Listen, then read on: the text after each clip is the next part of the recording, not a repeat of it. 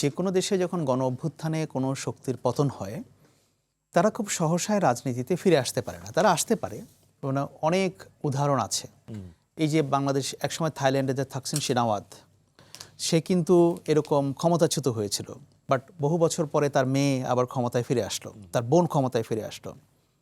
ইন্দোনেশিয়াতে একই ঘটনা ঘটেছে, পৃথিবীর বহু জায়গায় আছে, কিন্তু সময়টা এত দ্রুত হয় না, একটু সময় লাগে।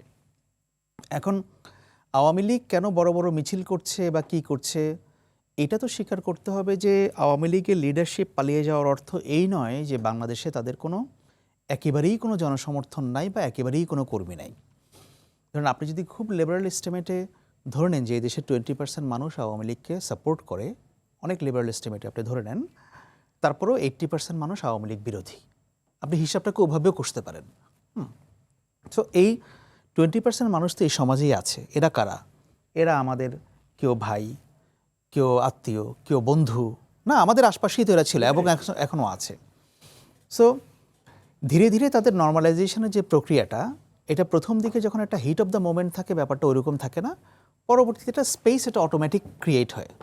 সো আমি এটা বলবো না যে এটা জামায়াত, এনসিপি এবং সরকারের মধ্যে দূরত্বের কারণে, বিএনপির মধ্যে দূরত্বের কারণে ব্যাপারটা হচ্ছে, তা না। তবে এটা বিশ্বাস করার মতো যথেষ্ট কারণ আছে, যদি বিএনপি এবং জামায়াত ইসলামী আওয়ামী লীগকে বাংলাদেশে কোনো স্পেস না দেয়, তাহলে খুব শীঘ্রই তাদের ফিরে আসার সম্ভাবনা কঠিন। হয় বিএনপি দিতে হবে, নয়তো জামায়াত দিতে হবে, অথবা বিএনপি এবং জামায়াত মিলে দিতে হবে। সম্ভাবনা এই তিনটা, এর বাইরে আর কোনো কিছু নাই। আর এখন যে রাজনৈতিক পরিস্থিতি যেটা দাঁড়িয়েছে, যে বিএনপির সঙ্গে জামায়াত এবং এনসিপির যে ব্যাপারটা, এটা এরকমই হওয়ার কথা ছিল। কারণ দেখেন, আপনি পলিটিক্সে সবসময় দেখবেন যে আপনার কন্টেন্ডার কারা, আপনার ইমিডিয়েট কন্টেন্ডার কারা। এখন বিএনপির ইমিডিয়েট প্রতিযোগী হচ্ছে জামায়াত, ইমিডিয়েট প্রতিযোগী মানে ওই জোট আর কি। হ্যাঁ, এনসিপিকে আমি ঠিক বিএনপির প্রতিদ্বন্দ্বী ওইভাবে বলবো না, কারণ এনসিপি আসলে is not big political party. হ্যাঁ, এনসিপি শুরু করেছে, তারা ভবিষ্যতে কোথায় যাবে সেটা তাদের কর্মকাণ্ড এবং তাদের সব কিছু মিলে, কারণ একটা পলিটিক্যাল পার্টি হলেই তো একটা বড় পলিটিক্যাল পার্টি হয়ে যায় না। বাট এনসিপির একটা স্টার ভ্যালু আছে সোশ্যাল মিডিয়াতে, এবং আপনি দেখবেন যে এনসিপির ওই সোশ্যাল মিডিয়ার যে স্টার ভ্যালুটা, ওইটাই তাদেরকে রাজনীতিতে অনেকটা প্রাসঙ্গিক করে রেখেছে। মাঠ পর্যায়ে কিন্তু এনসিপির যে খুব বড় সমর্থন আছে ব্যাপারটা কিন্তু তা না। মাঠ পর্যায়ের সমর্থনটা কিন্তু জামায়াত ইসলামের। এমনকি এনসিপি জামায়াতের সঙ্গে যে জোটে করে নির্বাচনে গেছে, এটা যদি তারা না যেত, এনসিপি হয়তো আমার ধারণা তারা একটা আসনও পেত না, বা একটা দুইটা পেলেও পেত, আই এম নট শিওর। কিন্তু বিষয় হচ্ছে যে এখন এই পরিস্থিতিটা কেন তৈরি হচ্ছে? পরিস্থিতিটা তৈরি হচ্ছে এই জন্য যেটা বললাম, যে জামায়াত এবং এনসিপি তারা সোশ্যাল মিডিয়া প্ল্যাটফর্মগুলোতে খুব স্ট্রং, তাদের প্রেজেন্স খুব স্ট্রং, তারা অনেক কিছু তারা ন্যারেটিভ তৈরি করতে পারে সোশ্যাল মিডিয়াতে, তাদের সেই ক্ষমতাটা আছে, সেটা যে কোনো কারণেই হোক। আর বিএনপি যেহেতু ক্ষমতায় চলে এসছে, আপনি দেখবেন যে এখন ক্ষমতায় চলে আসলে কি হয়, কেউ সরকারে চলে গেছে, কেউ নানাভাবে, হ্যাঁ, তারা নানা কাজে করবে, তারা সোশ্যাল মিডিয়াতে এখন সেই প্রেজেন্সটা তাদের কমে গেছে। সো জামায়াত বা এনসিপি যা বলে, বিএনপি সেটাকে সোশ্যাল মিডিয়াতে কাউন্টার করতে পারে না। সেটা দেখে তাদের মাথা গরম হয় ঠিকই, কিন্তু তারা সেটাকে ওইভাবে কাউন্টার করতে পারে না। সো ওই জায়গাটা এখন চলে গেছে রাজপথে বা বিভিন্ন জায়গায়। বাট আমি এখনও অবধি বলবো যে ব্যাপারটা কিন্তু অত সিরিয়াস না, অত সিরিয়াস না। আপনি দেখেন, আমি কেন বলছি সিরিয়াস না হলেও এটার আলোচনারও তো একটা আপনার গুরুত্ব থাকা দরকার। যেমন ধরুন আসিফ মাহমুদ, যিনি এনসিপির মুখপাত্র, তিনি বলছেন যে আওয়ামী লীগ যেখানে 17 বছর লেগেছে পৌঁছাতে, বিএনপি অলরেডি সেখানে পৌঁছে গেছে। মানে এইটা কি পলিটিক্যাল রেটরিক হিসেবে দেখেন, নাকি এগুলো মাঠ? না, এটা আমি রেটরিক হিসেবেই দেখবো। কারণ হচ্ছে যে আসিফ মাহমুদ যে কথাটা বলছেন, আমি ওনার সঙ্গে কমপ্লিটলি ডিসএগ্রি করি। মানে বিএনপির প্রতি আমার অনেক প্রশ্ন আছে, অনেক প্রশ্ন আছে, কিন্তু বিএনপিকে আমি এখনই আওয়ামী লীগের সঙ্গে মেলানোর এই ব্যাপারটাতে আমি একেবারেই কমপ্লিটলি ডিসএগ্রি করি আর কি। যেমন আমার প্রশ্ন আছে যে বিএনপি কি আসলেই বাংলাদেশের দুর্নীতি কমুক, এই সরকার এটা চায়? আমার মানে আপনি যদি বলেন যে 3 মাসের সরকারকে আপনি ওইভাবে মূল্যায়ন করতে পারবেন না, আমি করতে চাইও না।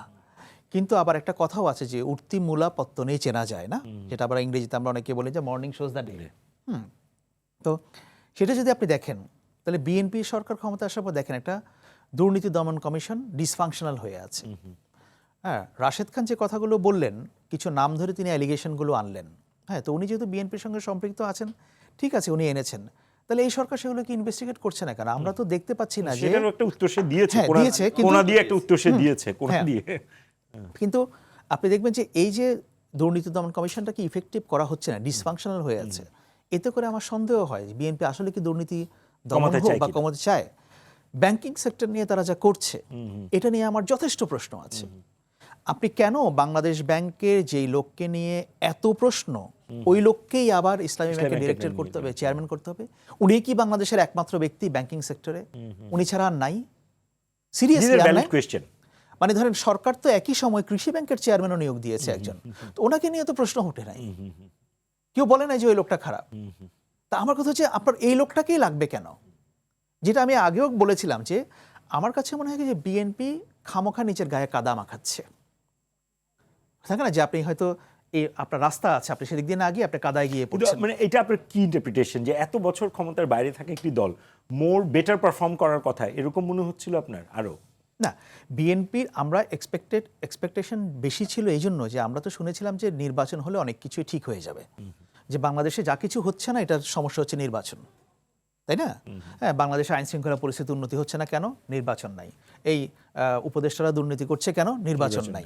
হ্যাঁ, তো তাহলে এখন ওই ব্যাপারগুলোকে তো অ্যাড্রেস করতে হবে। আমি বলছি না যে এখন এসব চলে যাবে, কিন্তু আপনি যে ওগুলোর ব্যাপারে সিরিয়াস, ওই ব্যাপারে আপনাকে একটা ধারণা দিতে হবে, আপনাকে একটা মানে সিগন্যাল দিতে হবে যে লোক আই এম সিরিয়াস। কিন্তু সেটা আমরা যারা বাইরে থেকে দেখছি সেটা আমরা কিন্তু বুঝতে পারছি না সেরকম। আর জামায়াত এবং এনসিপির ব্যাপারে আমার কথা হচ্ছে যে দেখেন, শব্দ এবং কথা দিয়ে কিন্তু পলিটিক্স অনেক টক্সিক হয়ে যায়। যেমন আমরা দেখেছি যে তারেক রহমান সাহেব বর্তমান প্রধানমন্ত্রী, উনি দেশে আসার আগেই, ডাকসু ইলেকশনের আগেই ঢাকা বিশ্ববিদ্যালয়কে বিভিন্ন বিশ্ববিদ্যালয়ে যেভাবে নাম ধরে বিশ্রী ভাষায় স্লোগান দেওয়া হয়েছে, এটা কিন্তু অগ্রহণযোগ্য। যেন আমি বলবো যে আমি আপনারও সমালোচনা করব, আপনারও সমালোচনা করব, আমি মনে করি যে সমালোচনা হবে আনলিমিটেড, সমালোচনার কোনো লিমিট থাকবে না। আমি আপনাকে এত সমালোচনা করব যুক্তি দিয়ে, তথ্য দিয়ে, মাঝে মধ্যে দু চারটা হয়তো অসাংবিধানিক কথাও বলবো, কিন্তু আমি তো আপনাকে ব্যক্তিগতভাবে আক্রমণ করতে পারবো না। ওটাতে একটা রেড লাইন আছে। হ্যাঁ, তো এখন ওই যে বিষয়টা আমি মনে করি যে এনসিপির যারা আছে, যারা এটা গঠন করেছে, এখানে ভালো নেতৃত্বও আছে। হ্যাঁ, আবার কেউ কেউ হয়তো তাদের বয়স কম, বেশিরভাগেরই বয়স কম, তো তারা হয়তো বয়সটা কম হওয়ার কারণে তারা পলিটিক্সের যে গ্র্যাভিটি, ওইটা হয়তো তারা পুরোপুরি ঠিক বুঝতে পারছে না, আমার ধারণা আর কি। হয়তো যত দিন যাবে তারা জিনিসটাকে হয়তো